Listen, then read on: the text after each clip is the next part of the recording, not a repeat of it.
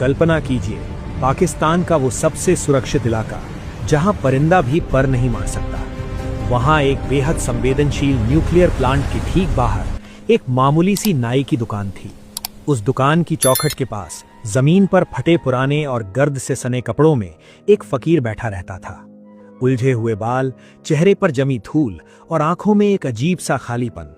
उसे देखकर कोई भी यही सोचता कि ये बेचारा दिमागी तौर पर बीमार है।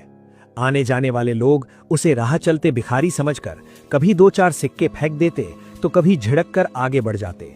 लेकिन उन पाकिस्तानी हुक्मरानों, फौज के अफसरों और वहां काम कर रहे वैज्ञानिकों को इस बात का रत्ती भर भी इल्म नहीं था कि जिस शख्स को वो पागल समझकर नजरअंदाज कर रहे हैं वो असल में भारत की खुफिया एजेंसी रॉ का सबसे जाबाज और शातिर जासूस है, अजीत डोभाल।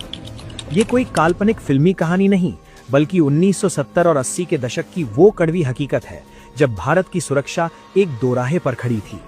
1971 की करारी शिकस्त के बाद पाकिस्तान तिलमिलाया हुआ था और चोरी छिपे अपना परमाणु बम तैयार कर रहा था।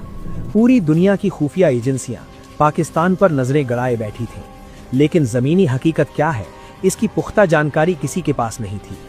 केहुटा, जहां पाकिस्तान का परमाणु संयंत्र स्थित था, उसे एक अभेद्य किले में तब्दील कर दिया गया था। वहां परिंदा भी बिना इजाजत दाखिल नहीं हो सकता था। चारों तरफ hi tech security, air defence system और सादे कपड़ों में घूमते इंटेलिजेंस अफसरों का सख्त पहरा था। उस तरफ देखना भी खुद को मौत के हवाले करने जैसा था। ऐसे वक्त में भारत को एक ऐसे जासूस की जरूरत थी जो न केवल पाकिस्तान की सीमा लांघ सके, बल्कि वहां की भीड़ का हिस्सा बनकर पूरी तरह गायब हो जाए। ये जिम्मेदारी उठाई युवा और निडर अजीत डोभाल ने। उन्होंने एक पाकिस्तानी मुस्लिम का भेष धरा और अपना नया जीवन शुरू किया। ये काम जितना सुनने में रोमांचक लगता है, हकीकत में उतना ही खौफनाक था। एक गलत लफ्ज या एक छोटी सी चूक का मतलब था सीधे मौत की सजा या उम्र भर का अमानवीय टॉर्चर। डोभाल जी लाहौर और इस्लामाबाद के बीच के इलाकों में रहने लगे। उन्होंने अपनी हिंदी की आदत छोड़ी और ठेठ उर्दू सीखी। वो स्थानीय मस्जिदों में नमाज पढ़ते और लोगों से ऐसे मिलते जुलते कि खुद पड़ोसियों को भी कभी शक नहीं हुआ कि उनके बीच एक भारतीय स्पाई रह रहा है। उनका असली मिशन सिर्फ छिपना नहीं, बल्कि सबूत जुटाना था।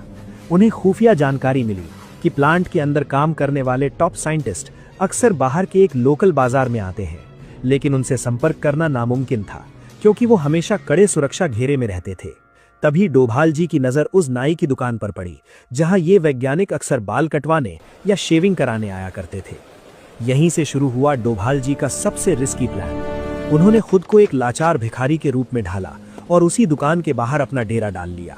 वे घंटों वहां धूल फांकते रहते, लेकिन उनकी चौकन्नी निगाहें हर आने जाने वाले टारगेट को पहचान रही थी।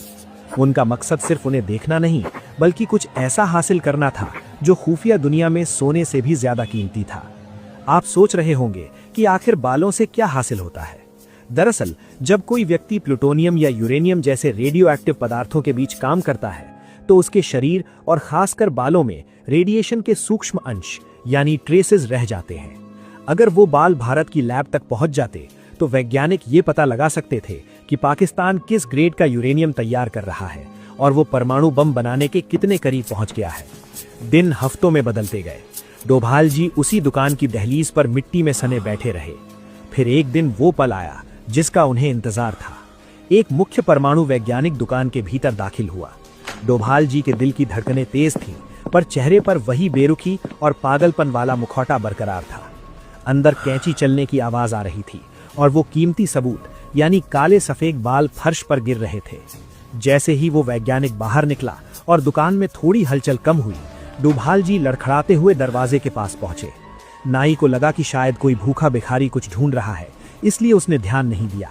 बस उसी पल का फायदा उठाकर डोभाल जी ने बिजली की फुर्ती से जमीन पर पड़े उन बालों के गुच्छों को अपनी मुट्ठी में भींचा और जेब के हवाले कर दिया। ये महज 10 सेकंड की कार्रवाई थी, लेकिन इसमें पूरी जान की बाजी लगी थी। अगर उस वक्त कोई देख लेता और तलाशी में वो बाल बरामद हो जाते तो उस पूछताछ का अंजाम सिर्फ और सिर्फ दर्दनाक मौत होता। लेकिन अजीत डोभाल के उस साहस ने भारत को वो जानकारी दी जिसने इतिहास की दिशा बदल दी। लेकिन वो कामयाब रहे। वो बाल किसी तरह बॉर्डर पार करके भारत की लैब्स में भेजे गए। जब साइंटिस्ट्स ने उन बालों का एनालिसिस किया तो वो हैरान रह गए। उन बालों में हाई ग्रेड यूरेनियम के अंश मिले, रेडिएशन का वो लेवल जो ये साबित करने के लिए काफी था कि पाकिस्तान ना सिर्फ न्यूक्लियर पावर बना रहा है बल्कि वो बम बनाने के बेहद करीब पहुंच गया है। अजीत डोभाल के उस एक सैंपल ने भारत सरकार की आंखें खोल दी। ये बहुत बड़ी जीत थी, लेकिन जासूसी की दुनिया में एक कहावत है, आप 1000 बार सही हो सकते हैं लेकिन आपको हारने के लिए सिर्फ एक बार गलत होना पड़ता है। और ऐसा ही कुछ अजीत डोभाल के साथ होने वाला था। लाहौर की एक मशहूर दरगाह थी जहां अक्सर भारी भीड़ रहती थी। अपनी कवर आइडेंटिटी को मजबूत रखने के लिए डोभाल अक्सर वहां जाते थे। वो वहां नमाज पढ़ते और लोगों के बीच एक पक्के मुसलमान की तरह रहते थे। एक शाम वो उसी दरगाह के एक कोने में बैठे थे। माहौल बिल्कुल शांत था, लेकिन तभी उन्हें अचानक महसूस हुआ कि कोई उन्हें घूर रहा है। उन्होंने कनखियों से देखा। थोड़ी दूर पर एक बूढ़ा आदमी बैठा था, लंबी सफेद दाढ़ी और आंखें एकदम लाल। वो आदमी लगातार डोभाल को ही देख रहा था। डोभाल ने उसे नजरअंदाज किया और वहां से उठकर जाने लगे। तभी पीछे से एक भारी आवाज आई, रुको। डोभाल के कदम थम गए। उन्होंने पीछे मुड़कर देखा। वो बूढ़ा आदमी अपनी जगह से उठा और धीरे धीरे उनके पास आया। उसने डोभाल के चेहरे को गौर से देखा और फिर एक ऐसा सवाल पूछा जिसने डोभाल के पैरों तले जमीन खिसका दी। उसने बहुत धीमी आवाज में कहा, तुम हिंदू हो ना? सन्नाटा छा गया। पाकिस्तान के बीचों बीच एक भीड़ भाड़ वाली दरगाह में अगर किसी ने सुन लिया होता कि यहाँ एक हिंदू जासूस है तो वो भीड़ उन्हें वहीं जिंदा जला देती। डोभाल ने तुरंत अपना कॉन्फिडेंस बटोरा और ठेठ उर्दू में जवाब दिया, नहीं बाबा, आप ये क्या कह रहे हैं? मैं तो मुसलमान हूँ, पैदाइशी मुसलमान। लेकिन उस बूढ़े आदमी ने उनकी बात नहीं मानी।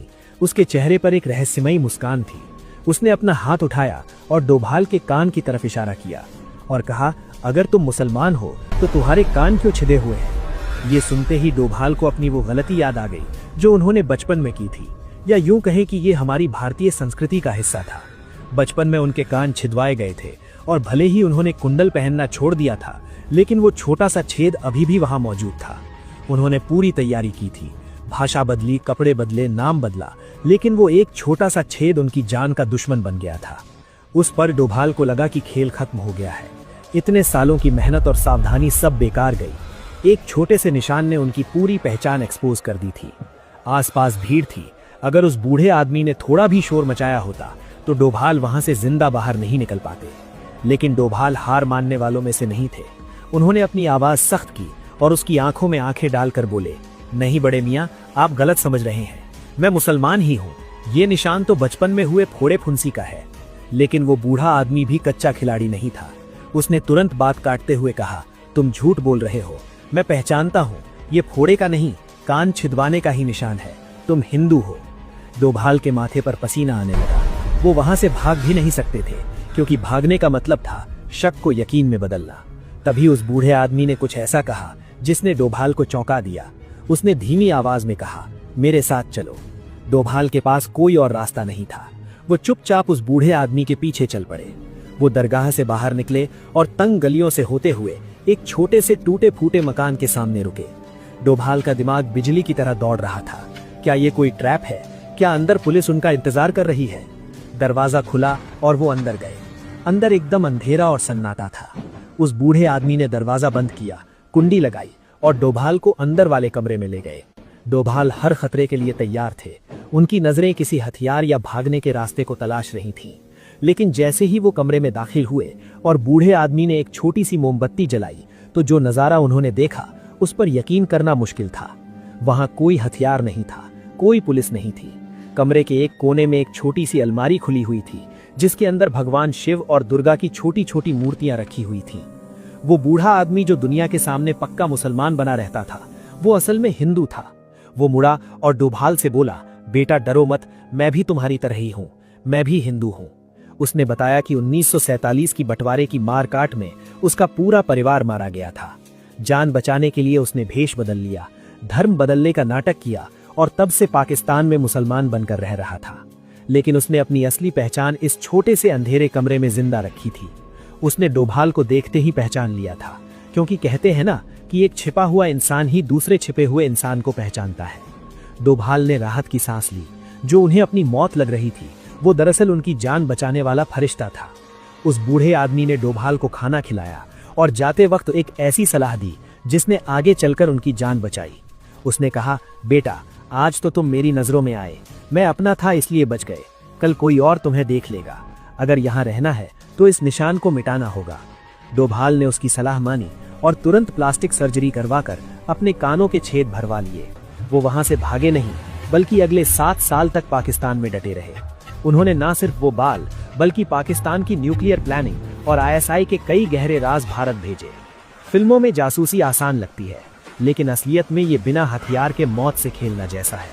आज वो भारत के एनएसए हैं, लेकिन उनकी असली ताकत वो भिखारी वाला रूप था जिसने अकेले ही पाकिस्तान के सबसे सुरक्षित न्यूक्लियर प्लांट की धज्जियां उड़ा दी थी। इतिहास गवाह है, कभी कभी एक अकेला आदमी पूरी फौज पर भारी पड़ता है।